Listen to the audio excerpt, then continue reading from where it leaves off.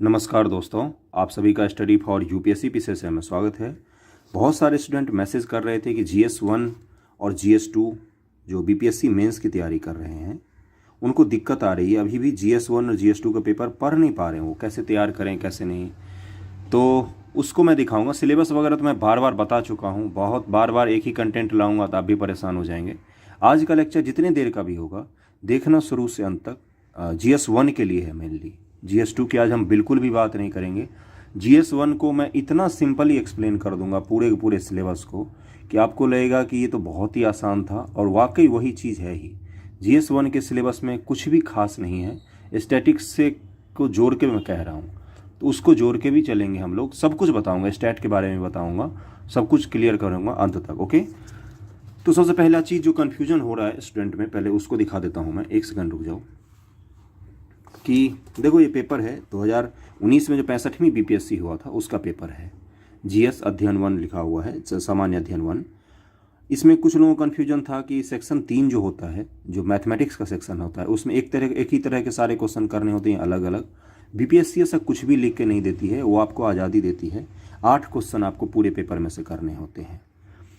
3-3 पहले और दूसरे में से 3-3 प्रश्न करने होते हैं। खंड 3 में से 2 प्रश्न करने होते हैं। खंड 3 में ही मैथमेटिक्स होता है। ओके, तो पूरे पेपर को अगर हम बांटें, जैसे जीएस पेपर, बीपीएससी, ओके, इस पूरे पेपर को अगर हम 3 सेक्शन में बांटेंगे ना, तो सबसे आसानी से आपको समझ में आ जाएगा। पहला सेक्शन होता है हिस्ट्री का। ओके, हिस्ट्री का ही सेक्शन होता है, उसको बांटेंगे हम लोग सब टॉपिक में। दूसरा होता है सेक्शन करंट का, और तीसरा सेक्शन जो होता है ना, वो होता है आपका स्टैट का। ओके, यही 3 सेक्शन होते हैं इसमें, और इसके अंदर सब सेक्शंस हो सकते हैं। जैसे हिस्ट्री का जो सेक्शन होता है ना, इसे मूल रूप से 4 सेक्शन होते हैं। ध्यानपूर्वक सुनते चलना, एक एक टॉपिक आपका क्लियर हो जाएगा। 4 या 3 सेक्शन मूल रूप से हिस्ट्री में होते हैं। पहला सेक्शन जो होता है ना जीएस में, अगर आप उसको वैसे ही पढ़ेंगे, मुश्किल से 50 टॉपिक नहीं है, दोनों पेपर मिला के, GS1 और GS2 मिला के, जिसके बाहर के क्वेश्चन आते हैं। मैं फिर से कह रहा हूँ, 50 टॉपिक नहीं है, ऐसे दोनों पेपर मिला के GS1 और GS2 जिसके बाहर क्वेश्चन आते हों, तो आप उसको तैयार करिए। GS1 में मुश्किल से पहला जो सेक्शन होता है हिस्ट्री वाला सेक्शन, और उसमें मुश्किल से आपका 13 से 14 टॉपिक ऐसे हैं जहाँ से सारे क्वेश्चंस आते हैं। मैंने क्या बोला, 13 से 14 टॉपिक ही हैं जो पिछले 30-40 साल के क्वेश्चन अगर आप देखेंगे 30 साल के, तो सारे के सारे पेपर वहीं से उठा के कॉपी पेस्ट किए होते हैं। तो पहला जो सेक्शन होता है इसमें, वो होता है आपका आर्ट और कल्चर का। ओके, आर्ट और कल्चर में बहुत ही टॉपिक फिक्स कर दिया है बीपीएससी ने, और वहीं से बार बार रिपीट करता है क्वेश्चन। तो जैसे इस बार अगर पाल कला पूछा है, अगली बार पूरा चांसेस है कि पटना कलम से पूछ लेगा या मौर्य कला से पूछ लेगा। तो कौन कौन से इसमें टॉपिक आते हैं, इसमें एक आता है पटना कलम, दूसरा आता है पालों का कलाप आता है। ओके, तीसरा है मौर्य, और अगर हम सिलेबस को देखें, वैसे सामान्यतः पूछता नहीं है, तो एक है गुप्त आर्ट, गुप्त पीरियड का जो है, गुप्त कला जो है, उसके बारे में भी पूछता है ना। तो यही 4 टॉपिक हैं जिसको आपको पढ़ना है आर्ट एंड कल्चर में। इसके अलावा आजकल लोग मधुबनी पेंटिंग भी पढ़ते हैं, पता नहीं क्यों पढ़ते हैं, पूछता नहीं है जनरली, पूछ सकता है भविष्य में, ये संभावना जरूर है। तो मधुबनी आर्ट अगर आप पढ़ते हैं तो ये आपका अपना वो है। वैसे इन 3 को अगर 4 को पढ़ के जाते हैं, पटना कलम आप पेपर उठा के देखिए, अगर पिछली साल पूछा है तो इस साल वो पाल कला या मौर्य कला में से एक पूछेगा। आपको क्या करना है, पटना कलम को पढ़िए, पाल कला को पढ़िए, मौर्य कला को पढ़िए, और 1000 शब्दों में, मैं फिर से कह रहा हूँ, 1000 शब्दों का आपका नोट्स या आंसर जो भी लिखते हैं लिख के रख लीजिए, 10 पेज 12 पेज का। इसमें से जब आप 400 शब्द का आंसर बनाएंगे 4 पेज का, तब आपका वो परफेक्ट आंसर बनना चाहिए। मैंने क्या बोला कि हर टॉपिक पर आपके 1000 पेज के लिखे हुए होने चाहिए। 1000 पेज में से आप एग्ज़ाम में अगर 400 पेज में लिखते हैं, 4 पेज में 400 शब्दों में आंसर लिखते हैं, तो आपके पास क्लियर हो जाएगा। जब 1000 शब्द में आपके पास बनाया हुआ किसी भी चीज़ पर नोट्स होगा, तो बहुत ही डिटेल नोट्स होगा। जब आप एग्ज़ाम में जाएंगे तो 1000 में से मिनिमम 400 शब्द तो आपको याद होंगे ही होंगे। अब होता क्या है, दूसरा पर चलते हैं, जीएस का दूसरे सेक्शन पर। दूसरा जो सेक्शन है ना जिसमें क्वेश्चन पूछा जाता है वो है विद्रोह का सेक्शन। विद्रोह में कौन कौन से पूछता है? एक तो पूछता है मुंडा विद्रोह, दूसरा है संथाल, तीसरा है वहाबी। इन तीनों से बहुत ज़्यादा क्वेश्चन पूछे जाते हैं। यही तीन मुख्यतः टॉपिक ही पूछे जाते हैं, बार बार घुमा फिरा के यही तीन टॉपिक पूछे जाते हैं। इसके अलावा नहीं पूछा जाता है। मैं GS 1 के सेक्शन 1 की बात कर रहा हूँ जिसमें हिस्ट्री से क्वेश्चन आते हैं। इन तीनों को आप तैयार कर लीजिए, मैप सहित तैयार करना, जो भी तैयार करना इनके मैप सहित और फैक्ट सहित तैयार करना, नोट्स बना के, और उनको हिसाब से जब आप आंसर लिखोगे उनके तो 400 शब्दों में आपके आंसर। शब्द कोई लिमिट फिक्स नहीं है BPSC में। अब मैं 400 शब्द इसलिए बोल रहा हूँ क्योंकि मिनिमम 4 पेज तो आप लिखोगे, इसलिए 400 शब्द बोल रहा हूँ।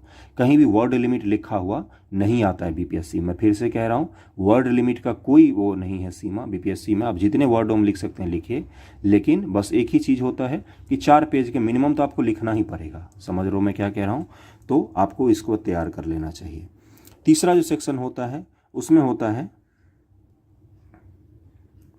बिहार का हिस्ट्री का सेक्शन होता है, जिसमें मुख्यतः क्या पूछा जाता है? एक 1857 का विद्रोह पूछा जाएगा, जिसमें आपके कारण, परिणाम, इनसे संबंधित क्वेश्चन सीधा सीधा उठाकर कॉपी पेस्ट कर देता है। और दूसरा है कि कुंवर सिंह जो थे उनकी भूमिका क्या थी। समझ रहे हो ना मैं क्या कह रहा हूँ?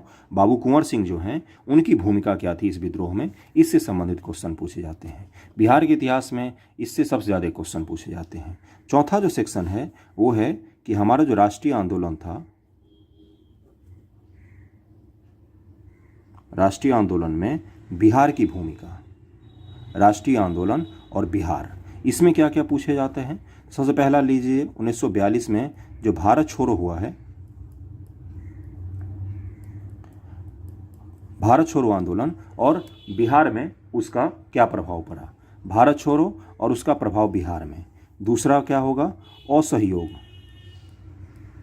असहयोग आंदोलन, उसका बिहार में प्रभाव। तीसरा क्या होगा? सविनय अवज्ञा,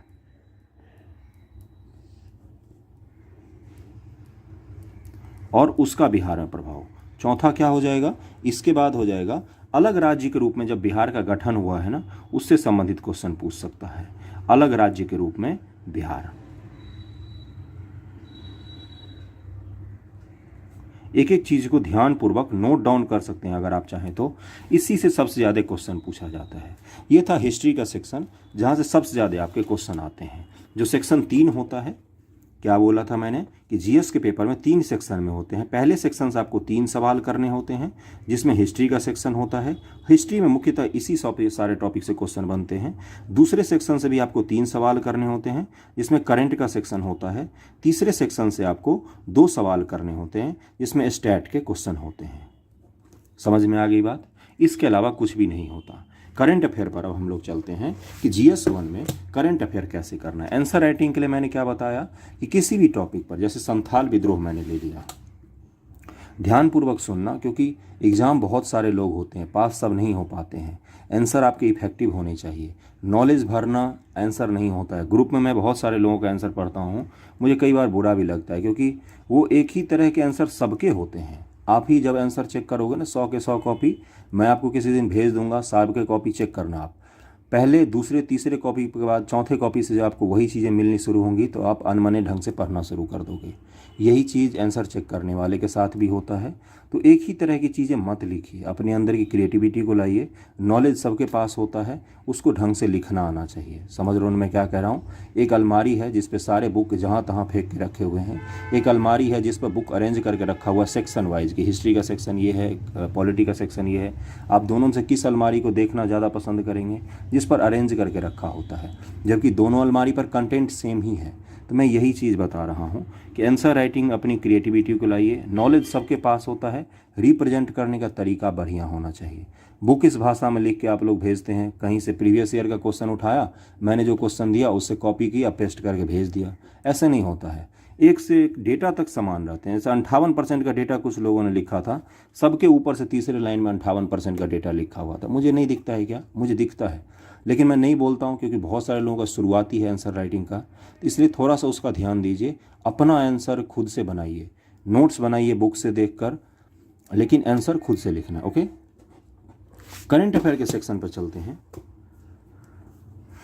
करंट अफेयर में क्या होता है ना कि यहीं पर मैं बता देता हूँ, 3 सवाल आपको करने होते हैं। किस तरह के सवाल होते हैं वो, तो ये 2019 का है पेपर, इसमें मैं दिखाता हूँ। जैसे बिम्स्टेक संगठन को स्पष्ट कीजिए, ये भी हो गया। रोहिंग्या शरणार्थी संकट का आलोचनात्मक विवेचना कीजिए। 2+2 वार्ता क्या है, भारत और ईरान के बारे में बताइए। एनआरसी विवाद से आप क्या समझते हैं, अंतर्राष्ट्रीय आतंकवाद को स्पष्ट कीजिए। ये सारे क्वेश्चन क्या हैं, करंट अफेयर से पूछे गए उस समय से। मुख्यतः इसमें आईआर का सेक्शन होता है, लेकिन अंतर्राष्ट्रीय आतंकवाद ये आईआर का सेक्शन नहीं है, ये बस एक करंट अफेयर का सेक्शन है। तो मैं आपको क्या कह रहा हूँ, इसमें से आपको 3 क्वेश्चन करने हैं। कितने रहते हैं, 1 2 3 4 5 क्वेश्चन रहते हैं। इसमें से 5 में से कितने करने होते हैं, 3 करने होते हैं आपको। इसलिए मुख्य तौर पर ये आईआर का सेक्शन होता है। और सबसे अच्छी इसके लिए बुक होती है जो विजन आईएएस का करंट अफेयर आता है। विजन आईएएस मंथली मैगजीन आता है, मासिक पत्रिका आती है, उसी को पढ़िए। उसमें अंतर्राष्ट्रीय करंट अफेयर करके दूसरा सेक्शन होता है। पहला उसमें पॉलिटी का सेक्शन होता है, उसके बाद उसमें अंतर्राष्ट्रीय संबंध करके सेक्शन होता है, जिसमें अंतर्राष्ट्रीय करंट अफेयर पूरे साल के आपको मिलते हैं। हर महीने का अलग अलग आता है। हिंदी मीडियम के साथ ये खराबी है कि हिंदी मीडियम का मैगजीन 2 महीने लेट आता है। जून का मैगजीन आपको जुलाई में नहीं मिलेगा, अगस्त में जाके मिलेगा। तो इसलिए थोड़ी सी दिक्कत आपको आ सकती है। लेकिन विजन आईएएस के मैगजीन को आप पढ़ के अगर जाएंगे, मुझे नहीं लगता एक भी क्वेश्चन आपको छूटने चाहिए। आप इसको वहाँ से पढ़ सकते हैं। कुछ लोग दृष्टि भी पढ़ते हैं, लेकिन उसमें स्पष्ट तौर पर आपको नहीं मिलेगा इतनी स्पष्टता जितनी विजन आईएएस के मैगजीन में मिलती है। ओके, अब चलते हैं स्टैट के सेक्शन पर। तो यहाँ से आप करंट अफेयर कर सकते हैं, इसके बाहर का नहीं आएगा। अगर फरवरी के बाद आपका एग्ज़ाम होता है, फरवरी के बाद का एग्ज़ाम का मतलब मैं क्यों कह रहा हूँ, मान लो दिसंबर में जैसे एग्ज़ाम है, 100% संभावना है कि दिसंबर में ही होगा। तो अगर फरवरी के बाद होता है ना, तो विजन की पत्रिका निकलती है हर एक सब्जेक्ट की अलग अलग। जैसे आईआर की 365 निकलती है, अंतर्राष्ट्रीय संबंध 365, ऐसी पत्रिका का नाम होता है विजन का। Polity 365, economy 365। तो जब आईआर 365 होता है, अगर वो एक बुक भी आप ले लेंगे ना, तो आपको पूरे साल का आईआर का कंप्लीट हो जाएगा। और ये मैगजीन मार्केट में लेंगे तो 40-50 रुपये की मिलती है, 50 रुपये के आसपास की। और अगर आप वेबसाइट से फ्री में डाउनलोड कर सकते हैं, PDF मिलती है फ्री में ही, तो वहाँ से आप इसको कर सकते हैं। ओके, स्टैट के सेक्शन पर चलते हैं। स्टैटिक्स में क्या होता है ना, हवा ज़्यादा बना हुआ है, होता कुछ भी नहीं है उस पेपर में। मैं ऐसा क्यों कह रहा हूँ, क्योंकि हकीकत तो यही है स्टैट के पेपर का, कुछ भी नहीं होता है। मैं बताऊँ आपको, 7 और 8 का मैथमेटिक्स जो होता है ना, 7, 8, 9 का मैथमेटिक्स होता है, उसी पर आधारित मैक्सिमम क्वेश्चन होते हैं। मैंने क्वेश्चन देखे हैं बैठ के आराम से अच्छे से एनालाइज करके, इसलिए मैं बता रहा हूँ आपको क्या क्या आपको तैयार करना होता है स्टैट के लिए। तो स्टैट के लिए आपको 4 से 5 सेक्शन पर ध्यान देना होता है। परसेंटेज आपका अच्छा होना चाहिए। जो रेशियो का सेक्शन होता है, रेशियो अनुपात जिसको बोलते हैं, वो आपका अच्छा होना चाहिए। और प्रॉफिट लॉस भी आपका अच्छा होना चाहिए, प्रॉफिट लॉस और एवरेज। इसके अलावा कुछ कुछ चीज़ें हैं, जैसे पाई चार्ट बनाना आना चाहिए आपको। पाई चार्ट जो आपने पढ़ा होगा, या बार चार्ट जिसको हिंदी में मुझे क्या बोलते हैं नहीं पता मुझे, बार चार्ट होता है। और ये सब सेक्शन आपका क्लियर होना चाहिए। और ये किसी भी बुक में आपको मिल जाएगा। जो क्वांट की बुक आती है SSC के लिए या बैंकिंग वगैरह के लिए, उसमें भी आपको मिल जाएगा। अगर आप RS अग्रवाल की बुक से पढ़ते हैं तो वहाँ से भी आपको मिल जाएगा। स्टैट में भी क्वेश्चन रिपीट होते हैं। डेटा को अगर हम छोड़ दें तो same to same question copy paste हो जाता है, डेटा बदल के। समझ रहे हो मैं क्या कह रहा हूँ? तो वहाँ से उसको आप तैयार कर सकते हैं। आंसर राइटिंग जो लोग कर रहे हैं, मैं उनको एक ही चीज़ बोलूँगा, आंसर राइटिंग अगर आप करते हैं उसको कैसे करना होता है। आंसर राइटिंग में क्या होता है, देखो BPSC जो UPSC की तैयारी करते हैं उनके लिए भी है। UPSC की तैयारी में क्या होता है ना, क्वेश्चन कोई आया तो उसका जो क्या बोलते हैं उसको, जो भूमिका हम बनाते हैं ना, वो बहुत कम होता है, बहुत ही कम होता है। 2 लाइन भी आप भूमिका बना के आगे बढ़ सकते हैं, क्योंकि यहाँ पर शब्द सीमित होता है। 200 शब्दों में या 250 शब्दों में, 100 शब्दों में, 150 शब्दों में, ऐसे ही आता है फॉर्मेट UPSC के क्वेश्चन का। तो भूमिका सबसे कम लिखा जाता है, मुख्य बॉडी सबसे अधिक लिखा जाता है, फिर छोटा सा कंक्लूजन लिखा जाता है। UPSC के क्वेश्चन की मैं बात कर रहा हूँ। अगर BPSC के क्वेश्चन की बात करें तो इसमें क्या होता है ना कि 50% के करीब में आपका क्वेश्चन का मुख्य बॉडी होता है, जिसको मुख्य भाग बोलते हैं। जैसे पूछा है कि 1857 के विद्रोह में बाबू कुंवर सिंह की भूमिका की थी क्या थी। तो जब आप बाबू कुंवर सिंह की भूमिका लिखेंगे तो मुख्य बॉडी हुआ वो, लेकिन 1857 के विद्रोह के कारण अगर आप लिख रहे हैं तो वो इंट्रो सेक्शन में आ जाएगा। कंक्लूजन में क्या आएगा, 1857 के विद्रोह का परिणाम। तो यहाँ पर क्या होता है, 50% के करीब में जो 2 पेज होता है मिनिमम, उसमें आप भूमिका लिखिए। मेरी बातों को ध्यान से सुनना, सब लोग आंसर लिखते हैं लेकिन ये गलती कर रहे हैं बार बार। 50% के करीब में 2 पेज मिनिमम आपको भूमिका लिखनी है, वो लिखना है, मुख्य भाग लिखना है क्वेश्चन का मुख्य भाग 2 पेज मिनिमम होना चाहिए। जो भूमिका होती है उसको आप 1 पेज लिख सकते हैं, जहाँ से क्वेश्चन की शुरुआत करते हैं। कंक्लूजन को आप 1 पेज लिख सकते हैं। इससे 4 पेज का जब आपका आंसर बनेगा तो आंसर कंप्लीट होता है।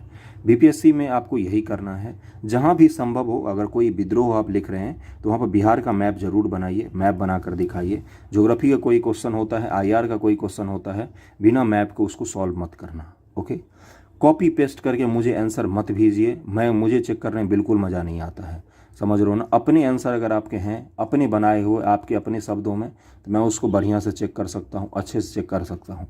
बाकी एक ही जैसे जब रिपीट होने लग जाते हैं आंसर, तो मुझे उसको पढ़ने में फिर अच्छा नहीं लगता है। सीधी सी बात मैं स्पष्ट रूप से उससे कह रहा हूँ।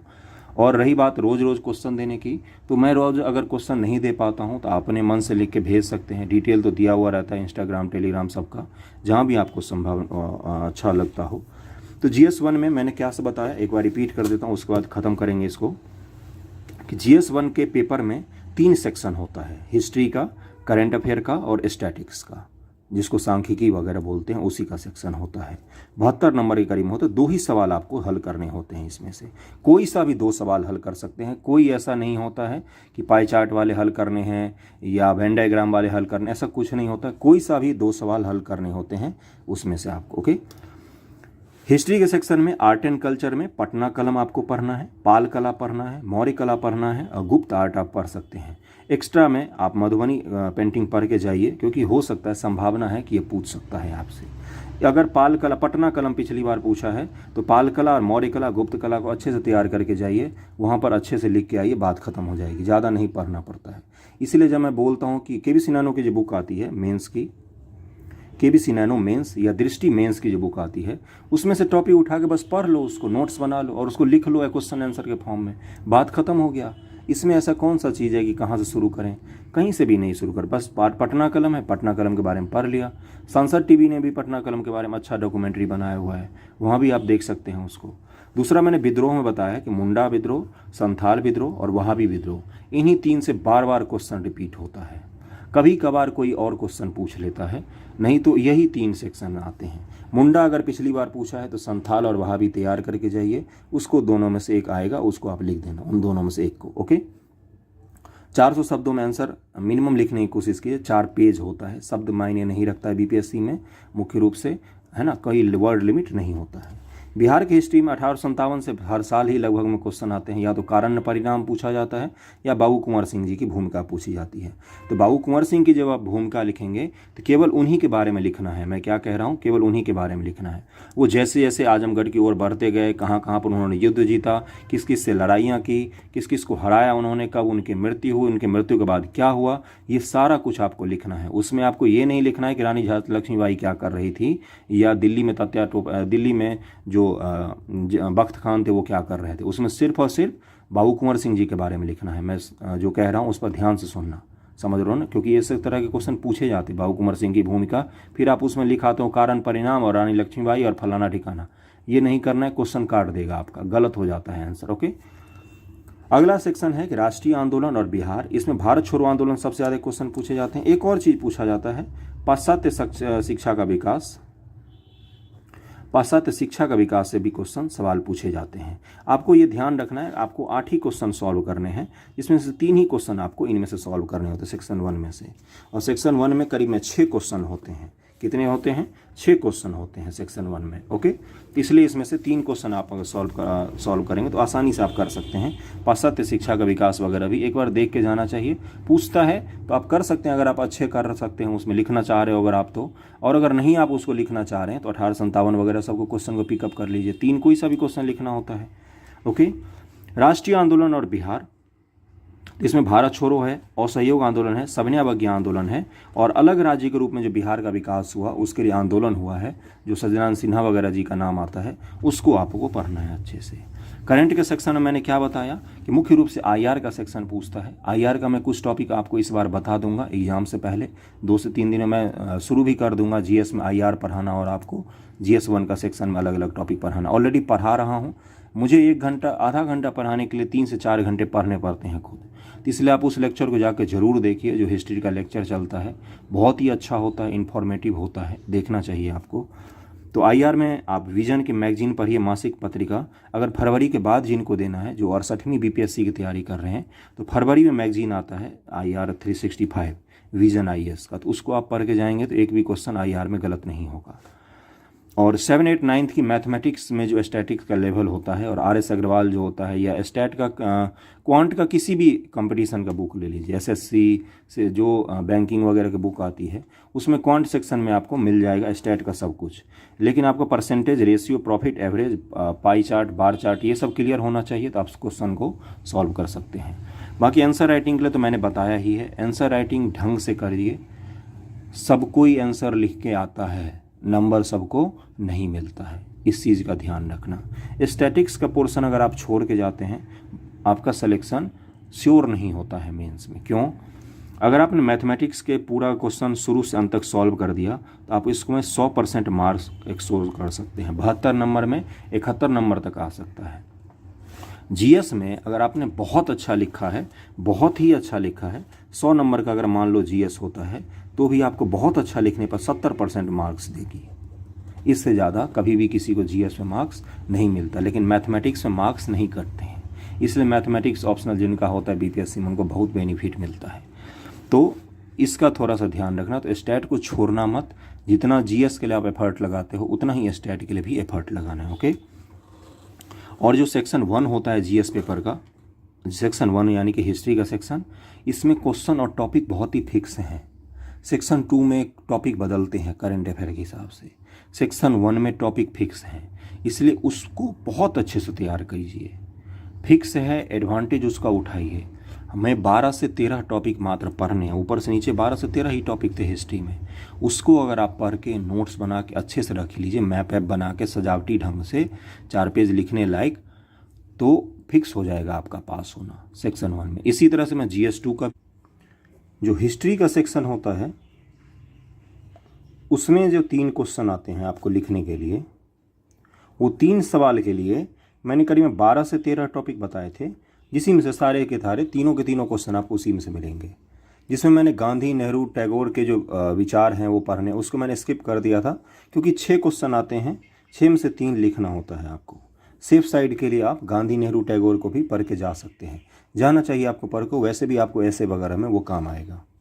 आज मैं क्या लेके आया हूँ कि GS1 जो होता है बीपीएससी का, बीपीएससी GS1 पेपर में सेक्शन 2, कौन सा सेक्शन? सेक्शन 2, जिसमें किस चीज़ का टॉपिक होता है? तो आईआर का टॉपिक होता है। अंतर्राष्ट्रीय जो होता है, अंतर्राष्ट्रीय संबंध होते हैं, इसका टॉपिक होता है। ओके। अंतर्राष्ट्रीय संबंध से कुछ लोग कंफ्यूज जरूर होते हैं।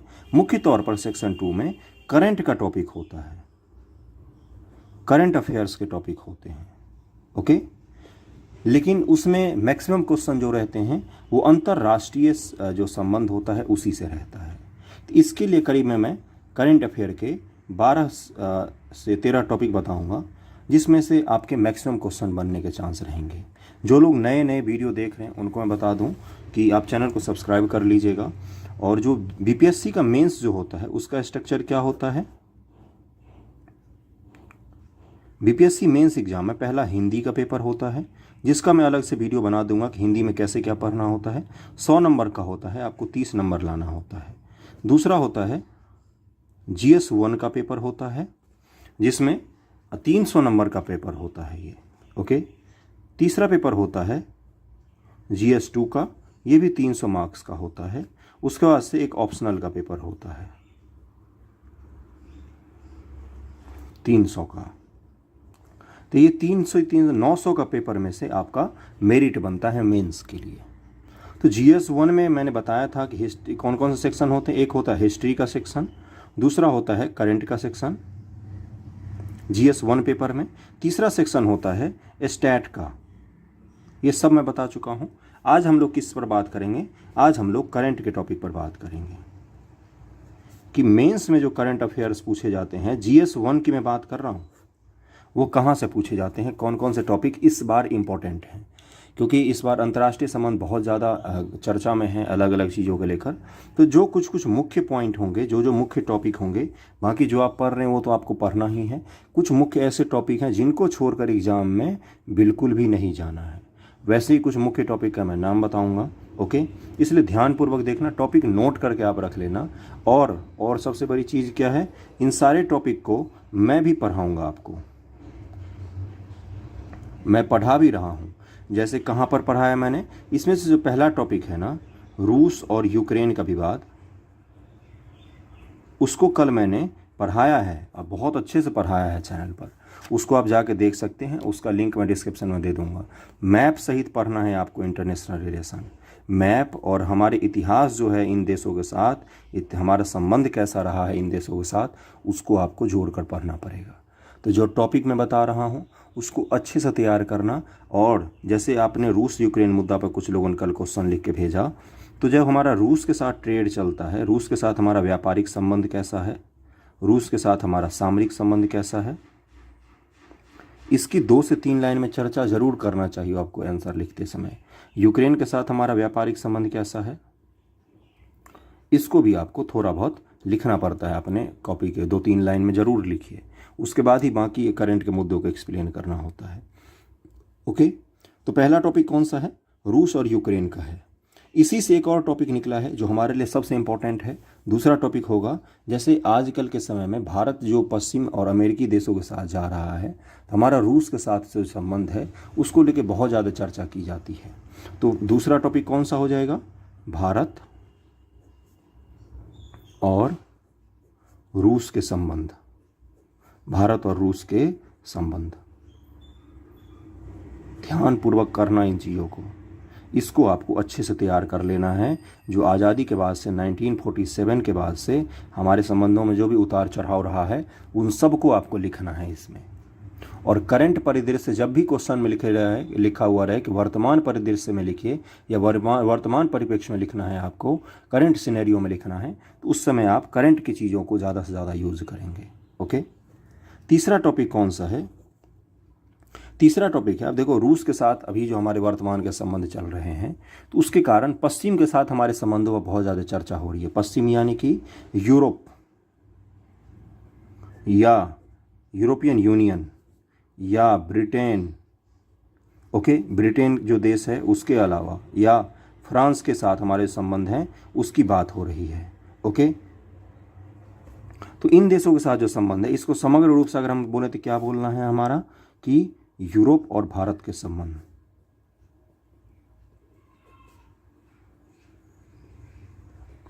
यूनाइटेड किंगडम हो गया, फ्रांस हो गया, EU हो गया, और यूरोप तो पूरा है। यूरोप के कुछ देश जैसे ब्रिटेन खुद EU से अलग हो गया है। तो भारत और यूरोप के संबंध की चर्चा करनी है। जैसे भारत और यूरोपियन यूनियन जो है, इसके बीच में फ्री ट्रेड एग्रीमेंट की बात हो रही है, फ्री ट्रेड एग्रीमेंट की हम बात कर रहे हैं, ओके। तो इन चीज़ों पर भी आपको पूरा ध्यान रखना है। तीसरा टॉपिक ये था। चौथा टॉपिक कौन सा है, कि अभी भारत के पड़ोसी देशों में अगर हम देखें तो एक इकोनॉमिक रूप से क्राइसिस चल रहा है। तो पहला उसमें सबसे पहले कौन सा आ जाएगा, भारत और श्रीलंका के संबंध, भारत श्रीलंका संबंध। कुछ दिन पहले ही क्या हुआ, श्रीलंका में जब क्राइसिस आया तो भारत ने बहुत ज़्यादा मदद दिया था, लेकिन कुछ दिनों बाद क्या हुआ, जो चीन का एक जासूसी जहाज़ था वो हम्बनटोटा पोर्ट पर लाया गया, जिसके कारण से भारत को बहुत ज़्यादा दिक्कत हुई थी। अपने जो उसके भारत के परमाणु संयंत्र है दक्षिण भारत में, या जो हमारे स्पेस एजेंसियां काम करती दक्षिण भारत के इलाकों में, उन पर आसानी से निगरानी की जा सकती थी श्रीलंका के उस पोर्ट के जहाज़ जो था, चीनी जहाज़, उससे। इसको लेकर हमारे संबंधों में उतार चढ़ाव आया। भारत ने $100 बिलियन से ज़्यादा का श्रीलंका को मदद दिया है। इन सब चीज़ों के कारण भारत और श्रीलंका संबंध बहुत ही ज़्यादा चर्चा में है। तो चौथा टॉपिक कौन सा हो गया आपका? भारत और श्रीलंका के संबंध को आपको लिखना पड़ेगा। ओके, अगले टॉपिक पर आते हैं। पांचवा टॉपिक कौन सा हो जाएगा? पिछले ही महीने, कब? तो सितंबर के महीने में, सितंबर 2022 में बांग्लादेश की जो पीएम है ना, वो भारत आई थी। बांग्लादेश के प्रधानमंत्री जी जो हैं वो भारत आई थी। और 2021 ईस्वी में भारत के प्रधानमंत्री और राष्ट्रपति, प्रेसिडेंट, ये दोनों लोग गए थे बांग्लादेश। क्यों? क्योंकि 2021 में 50 साल हो गए थे बांग्लादेश की आज़ादी के। 1971 में आज़ाद हुआ था ये, तो 50 साल इसके आज़ादी के हो गए थे। तो इस कारण से भारत और बांग्लादेश के संबंध जो हैं ये बहुत ही इंपॉर्टेंट हो गए हैं। और मैं इसको आपको पढ़ाऊंगा अगले लेक्चर में। जब IR का लेक्चर लेके आऊँगा, कल लेके आऊँगा, तो उसमें मैं आपको यही पढ़ाने वाला हूँ। एक यूक्रेन रूस वाला मैंने करवा दिया है, अगला है भारत बांग्लादेशी। तो ये बहुत ही इंपॉर्टेंट टॉपिक है आपके लिए, इसको ध्यानपूर्वक करना। बहुत अच्छा संबंध है हमारा बांग्लादेश के साथ। एक एक राजनीतिक संबंध कैसे है, सामरिक संबंध कैसा हो रहा है, सांस्कृतिक रूप से हम कैसे जुड़ रहे हैं, इन सब चीज़ों को आपको करना है। जल संकट हम दोनों के बीच में जो है, पर्यावरणीय संकट जो है, सुंदरवन को क्षेत्र को लेकर विवाद है, या गंगा नदी जल तंत्र, तीस्ता नदी विवाद जो चल रहा है। अभी कुछ दिन पहले ही एक नदी जल विवाद हमने समझौता हस्ताक्षर किया है उसको। तो इन सब चीज़ों के कारण भारत बांग्लादेश जो संबंध है ये बहुत ही इंपॉर्टेंट है इस बार, और पूछने की प्रबल संभावना भी है। छठे टॉपिक पर चलते हैं, एक एक टॉपिक करके देखते जाते हैं। वीडियो छोटा ही होगा, ज़्यादा बड़ा नहीं होगा। छठा टॉपिक है 2023 में भारत में मनाया जाएगा, भारत में होगा किसकी बैठक? तो G20 की बैठक। G20 की बैठक कहाँ पर होगी आयोजित 2023 में? तो भारत में आयोजित होगी। इसलिए भारत और G20 की जो संबंध है, आज तक जो कैसा रहा है हमारा संबंध G20 में, ये इस पर चर्चा आपको करनी पड़ेगी। इससे संबंधित क्वेश्चन आपको पूछे जा सकते हैं। और इसी से संबंधित एक और है जो 7 नंबर हमारा टॉपिक है। भारत के प्रधानमंत्री जो हैं, भारत के PM, वो जर्मनी गए थे G7 में भाग लेने के लिए। G7 में भाग लिया उन्होंने जर्मनी में जाकर। G7 हमारे लिए क्यों इंपॉर्टेंट है? क्योंकि एक तरफ G7 ने 2014 ईस्वी में, 2014 में क्या हुआ था कि रूस ने क्रीमिया पर जब कब्जा किया था, G7 उससे पहले G8 के नाम से जाना जाता था। इसने रूस को हटा दिया तो G7 के नाम से जाना जाता है। एक तरफ जब हम रूस से संबंध, अच्छे संबंध की बात करते हैं, दूसरा हम G7 में भी भाग लेते हैं, तो ये दोनों एक दूसरे क्या हैं? ये दोनों एक दूसरे को पसंद नहीं करते हैं। इसलिए भारत जब G7 में भाग लेने जाता है तो रूस के कान खड़े हो जाते हैं। तो इस संबंध को लेकर आपसे क्वेश्चन जरूर पूछा जा सकता है कि भारत और G7 के संबंध कैसे होने चाहिए। ये ग्रुप ऑफ 7 जो हैं, इसमें 7 देश जो हैं वो सारे के सारे रूस के विरोध में हमेशा बात करते हैं, लेकिन भारत एकमात्र ऐसा देश होगा जो G7 में जिसने भाग लिया और जो रूस के विरोध में भी बात नहीं करता है।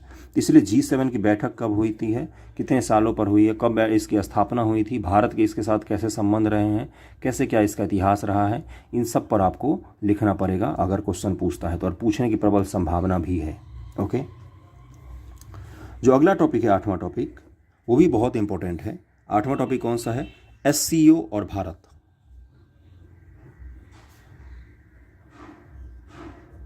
मैं इन टॉपिक को पढ़ने के लिए आपको सोर्स भी बताऊंगा, वीडियो के अंत में मैं बताऊंगा कि आप कहाँ से इन सारे टॉपिक को पढ़ सकते हैं। SCO की इस साल समिट हुई है, तो और SCO और भारत जो होता है, इसका जो अभी हाल ही में 2017 में ही हम सदस्य बने हैं, भारत और पाकिस्तान एक साथ ही सदस्य बने हैं। और इसमें क्या है ना कि इसकी खासियत SCO की कि ये रूस और चीन, इनके प्रभुत्व वाला ये ग्रुप है। संघाई कॉरपोरेशन ऑर्गेनाइजेशन जो है, ये रूस और चीन जो है, इनके प्रभुत्व वाला ग्रुप है। इसमें इन दोनों देशों का बहुत ज़्यादा प्रभुत्व है, तो इसलिए SCO बहुत इंपॉर्टेंट हो जाता है आपके लिए। SCO रूस और चीन दोनों हैं और दोनों अमेरिका के विरोधी हैं। भारत का अमेरिका के एक सबसे बड़ा एलाई के रूप में भारत है, लेकिन भारत और SCO का भी सदस्य है। इसलिए इस तरह की चीज़ें जो होती हैं ये आपको पूछ सकता है। तो SCO की बैठक जो हुई है, करंट को भी जोड़ के आपको पढ़ना है SCO में, और ये भी पढ़ना है कि एससीओ का क्या ऐसा इतिहास रहा है, क्यों बनाया गया था। चीन के साथ जो बाउंडरिंग कंट्री है उनके साथ सीमा विवाद को सुलझाने के लिए शंघाई कोऑर्डिनेशन ऑर्गेनाइजेशन बनाया गया था। लेकिन वर्तमान में ये इसके बहुत सारे आयाम हो गए हैं। कौन कौन से आयाम में काम करता है? एंटी टेररिस्ट ग्रुप के संगठन भी है इसका एक, जो आतंकवाद के विरोधी काम करता है एससीओ में, है ना। तो इन सब चीज़ों को आपको लिखना पड़ेगा। बिजनेस ग्रुप में काम करता है, कल्चरल रूप से एक दूसरे देश को जोड़ना चाहता है। एससीओ ने बनारस शहर जो है उसका शहर घोषित किया है एससीओ का शहर के रूप में, हेरिटेज शहर के रूप में। तो इन सब चीज़ों को आपको पढ़ना पड़ेगा कि कल्चरल एस्पेक्ट इसके क्या हैं, ज्योग्राफिकल क्या है, इकोनॉमिक रूप से क्या है। इसलिए एससीओ और भारत भी बहुत इंपॉर्टेंट टॉपिक है आपके लिए।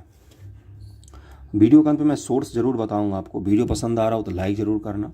अपने हिसाब से जो मैं समझता हूँ, जो मैं देखता हूँ, जो मैं एनालाइज करता हूँ, उसके हिसाब से मैं आपको टॉपिक गाइड करता हूँ।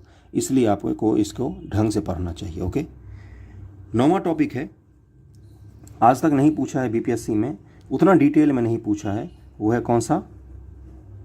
क्वाड। क्वाड जो है 4 देशों का समूह है, भारत, ऑस्ट्रेलिया, जापान और अमेरिका।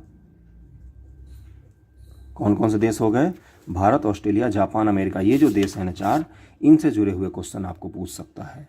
क्वाड में कैसे क्या स्थापना हुई इसकी, कब और कैसे का काम करता है ये, इसके एस्पेक्ट क्या क्या है। अभी क्वाड जो है इसको कई लोग नाम देते थे कि ये सैन्य संगठन के रूप में है, जबकि हमारे विदेश मंत्री जी इसको बार बार मना करते हैं, क्योंकि भारत किसी भी सैन्य गुट का कभी सदस्य नहीं बना है आज तक, और ना ही बनता है। भारत की ये नीति रही है कि सैन्य से गठबंधन से दूर रहा जाए।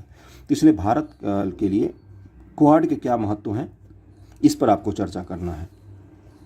इसी से रिलेटेड 10वां एक टॉपिक है, जो सेंट्रल एशियाई देश हैं, सेंट्रल एशियाई देश नहीं, जो जैसे मध्य पूर्व के देश हैं, मध्य पूर्व कहा जाता है उसको, उसके जो देश हैं उसमें से क्वेश्चन एक पूछ सकता है, क्योंकि एक नया नया संगठन बना है। कौन सा? I2U2। इसमें कौन कौन से देश हैं? एक है भारत, एक है USA, एक है इजराइल और एक है UAE। तो इंडिया और इजराइल 2 I हो गए, 2 U हो गए, USA और UAE। इसको क्या कहा जा रहा है? मध्य पूर्व देशों का इसको क्वाड कहा जा रहा है। समझ रहे हो ना। तो मिडिल ईस्ट जो देश हैं, जैसे इजराइल हो गया, फिलिस्तीन हो गया, या वहाँ पर इराक हो गया, या गल्फ के कंट्रीज़ हो गए, इन देशों का, मिडिल ईस्ट कंट्रीज़ का क्वाड कहा जाता है। इसको संज्ञा दी गई है ये चीज़। तो इसलिए I2U2 भी बहुत इंपॉर्टेंट हो जाता है। नया नया संगठन बना है, ज़्यादा समय भी नहीं हुआ है। ये पूछ सकता है आपको कि I2U2 और क्वाड जैसे संगठनों का, दोनों को मिला देगा एक ही क्वेश्चन में, पूछेगा I2U2 और क्वाड जैसे संगठनों का भारत के लिए क्या महत्व है।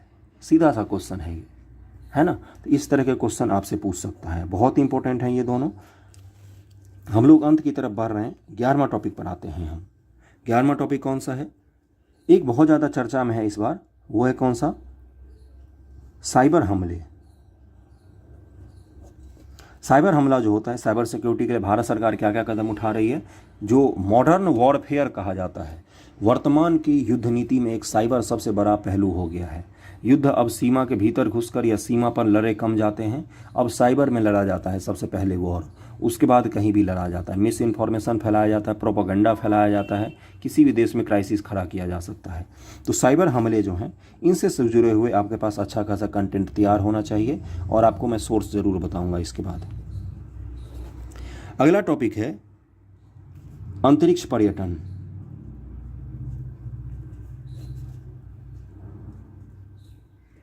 ओके, अंतरिक्ष पर्यटन जो सबसे इम्पोर्टेंट हो गया है आजकल के समय में, और इसके साथ साथ आपको क्या पूछेगा कि अंतरिक्ष के क्षेत्र में भारत में प्राइवेट सेक्टर को बढ़ावा देना चाहिए कि नहीं। ओके, भारत को प्राइवेट सेक्टर को बढ़ावा देना चाहिए कि नहीं। अंतरिक्ष के सेक्टर में अंतरिक्ष टूरिज्म क्या होता है, कैसे होता है, ये सारा आपको लिख के रखना पड़ेगा। और जब भी आप IR के क्वेश्चन लिखते हैं तो उसमें वैक्सीन डिप्लोमेसी का कहीं पर कोई जिक्र नहीं कर रहा है। वैक्सीन जो हमने बांटे हैं पूरे दुनिया में, ये बहुत ही बड़ा एक कदम था, जिसके कारण हमारी इमेज बहुत ही अच्छी हुई है। तो इन चीज़ों पर भी ध्यान रखना है आपको। और 13वां सबसे इम्पोर्टेंट टॉपिक है, वो कौन सा है? यहाँ पर मैं लिख देता हूँ भारत और यूएसए के संबंध, ये सबसे अंतिम टॉपिक होगा इसका। बहुत ही इंपॉर्टेंट है क्योंकि आज के समय में अगर हम देखें तो भारत और यूएसए के संबंध पर आपको क्वेश्चन बन सकता है, ध्यान में रखना है इसको। तो अब मैं कुछ इंपॉर्टेंट टॉपिक पर मैं स्टार लगा देता हूँ जिनको आपको ज़रूर पढ़ के जाना है। ओके, सबसे पहला तो रूस यूक्रेन ज़रूर ही पढ़ना है। फिर मैं सोर्स बताता हूँ आपको, भारत रूस संबंध और भारत यूरोप संबंध, इन दोनों में से एक टॉपिक ज़रूर अच्छे से तैयार करके जाना है। वैसे 3 क्वेश्चन लिखने होते हैं तो आप कुछ क्वेश्चन को स्किप भी कर सकते हैं। भारत श्रीलंका संबंध पर आपसे पूछ सकता है। इसके अलावा सबसे इम्पोर्टेंट जो टॉपिक है उनमें से एक है, कौन सा, तो भारत बांग्लादेश संबंध। ये जो टॉपिक मैंने बताया ये बहुत ही इंपॉर्टेंट टॉपिक है, भारत बांग्लादेश संबंध। इससे आपके बेटर क्वेश्चन आ सकते हैं। G20 और SCO कहाँ गया, ये रहा, इन 2 से आपको क्वेश्चन पूछ सकता है। ओके, बाकी से भी आ सकते हैं लेकिन ये सब सबसे इंपॉर्टेंट टॉपिक हैं। आपको पढ़ के तो सारा जाना है लेकिन इन 12-13 टॉपिक पर विशेष ध्यान देना है। इनके मैपिंग का भी प्रैक्टिस कर लेना है, इनके फैक्ट तैयार कर लेने हैं, इनके साथ हमारा कैसा संबंध रहा है उसको तैयार कर लेना है आपको। अब मैं बताता हूँ इनको पढ़ना कहाँ से। जिनके पास किताबें नहीं हैं वो भी पढ़ के जा सकते हैं। कैसे पढ़ना है वो मैं बता रहा हूँ। सोर्स, इनको पढ़ने का सोर्स क्या होता है, पहला होता है कि विजन IAS का जो मैगजीन आता है मंथली मैगजीन जो आता है उसको आपको पढ़ना है ना। उसमें आपको ये टॉपिक सारे के सारे मिल जाएंगे। जिनके पास पहुंच नहीं है, जो खरीद नहीं सकते विजन IAS की मैगजीन, विजन की वेबसाइट पर जाइए, हिंदी और इंग्लिश दोनों मीडियम में फ्री में PDF उपलब्ध है। PDF डाउनलोड करके आप पढ़ सकते हैं। इतना मेहनत तो आपको करना ही चाहिए। ओके, अगर आप खरीद नहीं पा रहे हैं तो फ्री में मिलता है ये। दूसरा सोर्स होता है कौन सा, तो वो है संसद TV। संसद TV जो यूट्यूब पर भी चैनल है, इस पर आप सीधा सर्च करिए G20 और भारत के संबंध संसद TV, SCO और भारत के संबंध संसद TV। क्या सर्च करना है आपको, भारत और बांग्लादेश के संबंध संसद TV। तो जब आप इस चीज़ को सर्च करेंगे तो आपको 26-27 मिनट का जो वहाँ पर डिस्कशन होता है, बहुत ही अच्छा डिस्कशन होता है, वो आपको मिल जाएगा। आपको किसी बुक की ज़रूरत नहीं पड़ेगी। ओके, बाकी करंट डेटा को इनमें ज़रूर जोड़ना। मैंने जो 12-13 टॉपिक बताए ये बहुत इंपॉर्टेंट है, इसलिए इनको ध्यानपूर्वक पढ़ने की कोशिश ज़रूर कीजिएगा। ओके, वीडियो जैसा भी लगा हो कमेंट करके बताना। Thank you so much.